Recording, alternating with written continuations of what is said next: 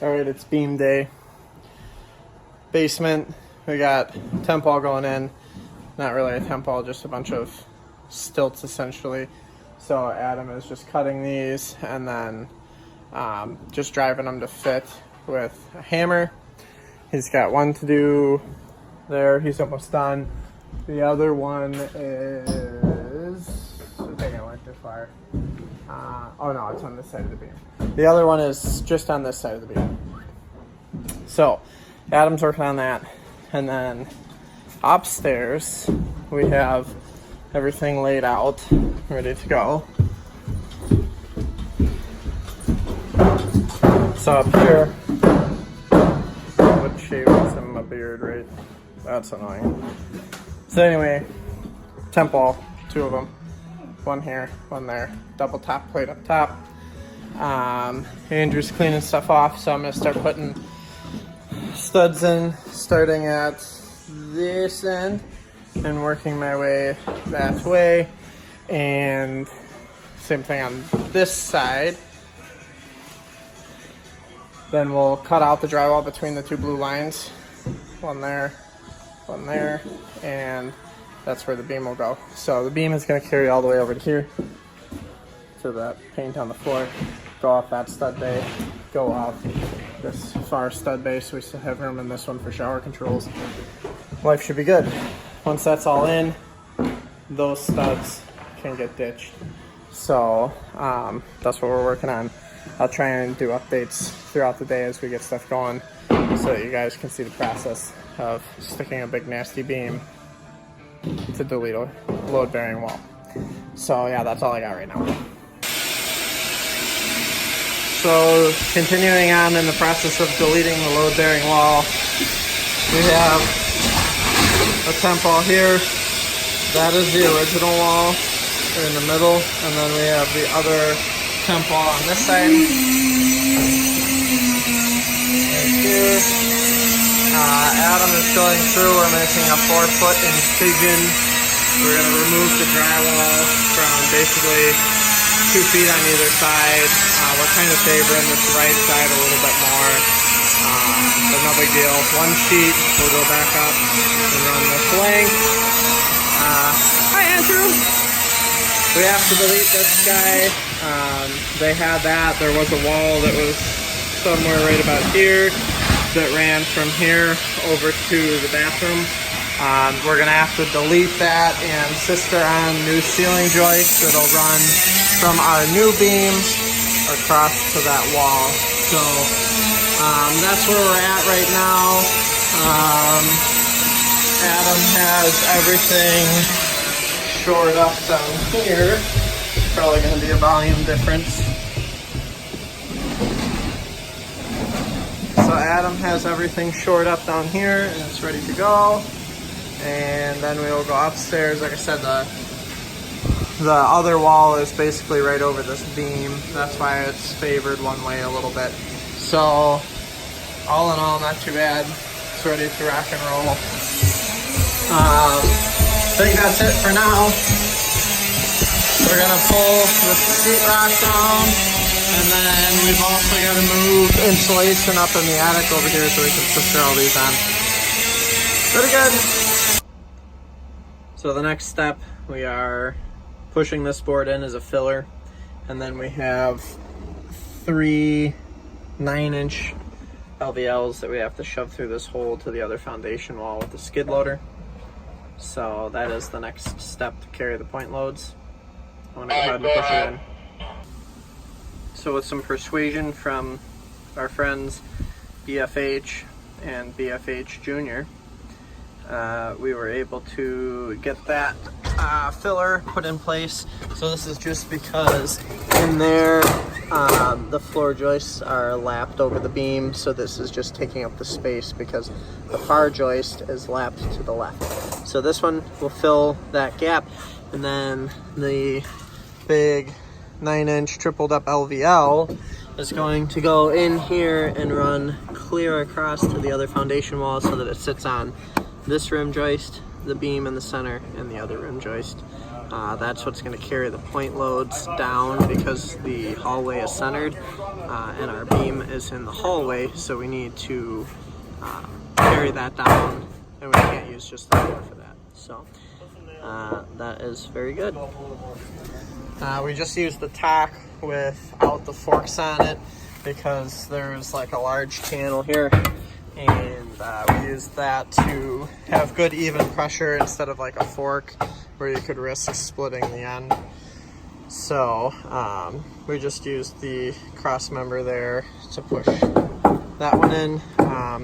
We're debating on if we want to lam these together out here and shove them in as one unit, or if we want to push them in and lam them one at a time. But that one went in really nice, so I think we're gonna be all right. I'll keep you guys updated. I'm doing pretty good on videos so far.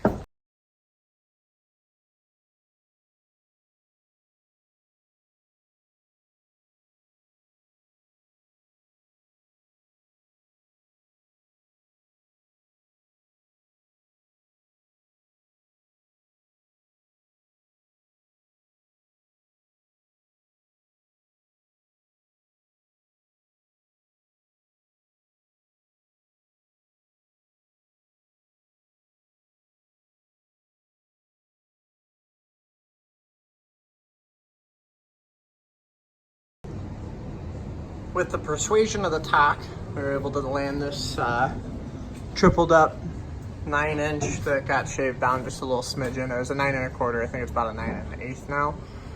But that's what we needed to fit here over the beam, and then at the end. So Andrew is just shutting up the rim joist right now. What? Any 3-inch nails? Nope. So we pushed that in with the tack. This is that filler that I was talking about. So you can see here, this one runs long and laps back here, and this one runs here. Nobody cuts them over the beam like that. So we stuck this one in as our filler. That was just before the time-lapse segment of the film. And then we pushed this in. That was a time-lapse piece, was pushing in the tripled up LVL. So our point loads now can carry down onto the foundation wall, onto the steel beam, and onto the foundation wall. So now I'm gonna go upstairs. I wanna show you what these point loads are all about. So up here, where this orange paint is, so there's a bathroom in here, and the shower controls are gonna be mounted in this wall. So this is where our point load is going to get carried down, because the beam, if you can see the pencil marks here, that is where the right edge of the beam is. So the beam will start here and go 5 1/4 inch, I believe, this way. So when we get over here, we're going to put in another triple that runs this way with a big joist hanger on it to carry this end over to this wall, down 3 2x4s, and same thing here. And then directly under us is where, let's see if I can find a hole in the floor. Directly under us is where our tripled up LVL is in the basement. So basically there'll be 2x4s coming up here, same thing on that side, to a cross beam here that will hang the beam this way. When we get to that end, our point load is going to be coming down right on this corner. So there'll be, well, 3 fulls, and then this jack that has a Raptor stacked above it will also have our bearing. So this will come down here. And then this in the basement is on that steel pole, so we don't have to worry about chasing our point load, so we don't have to put in another beam. So next step, we're gonna be cutting all of these out. 5 1/4 inches wide, all the way down to where the end is, so that we can put our tripled up 16-inch LVL in place. We're also gonna have to lose this beam. This is how they carried this portion of the house. They had the corner of the bathroom wall over to, this is where the kitchen used to be, and that's what they were using to carry the ceiling joist in the center there. So we're actually gonna lose that too, and we're gonna sister 2x6s going back. So no big deal, it's good to go. Next.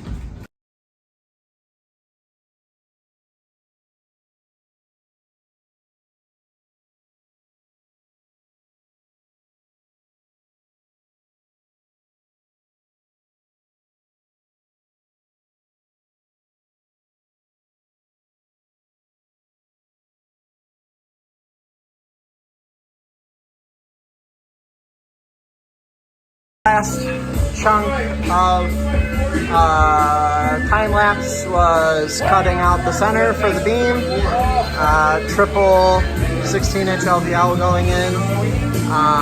This is where that beam was that I was talking about in the previous clip. We just got rid of that. We have to sister all of these on so they'll run full length out to that end wall and then come out and catch the new joist. At the very end of the time lapse, I put this guy in, which is a tripled 16 to catch the long tripled 16. When we're talking about point loads, this is what I was talking about.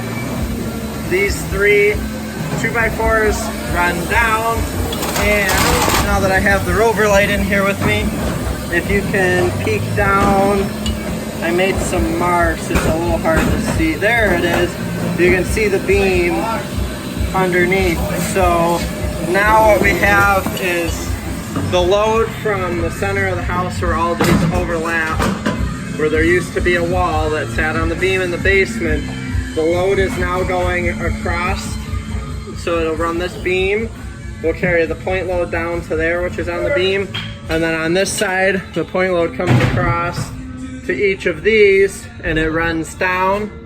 And then it runs across from the foundation wall to the beam in the middle and back to the foundation wall. So now when we are done and we get this beam installed, we'll be able to take out our 2 temporary walls and we'll have full-blown open concept from the front of the house to the back so that we can do a kick-ass kitchen, living room, dining room kind of an area. So that's what we got so far. We're gonna try and get this big guy landed, and then we can start running hangers, and when the hanger's in, then we'll be able to figure out what our measurement is from here to the end wall over here so that we can sister all these joists on. Pretty good. Back outside by the tack. Those 2 are cut. Gonna rip this one quick, and then we're gonna send them in through the window here. You can kind of see there's the one temp wall, the other one's over there, so that should be a nice straight shot in. I'm gonna try and weasel them as close, if not in through the window, just a little bit so that we can just slide them in and go. 27 foot 3 inches. I got that with this little guy that I've been using for a little while. Oh, better shut it off. Pretty accurate. She hasn't missed a beat today. We even double checked everything with a tape measure for Andrew just to be 100% sure, just because this is his gig. I don't want him to have to rebuy any lumber, but she's been spot on, so definitely recommend that Bosch Blaze measuring gig. Works out pretty good. So we're gonna send them in.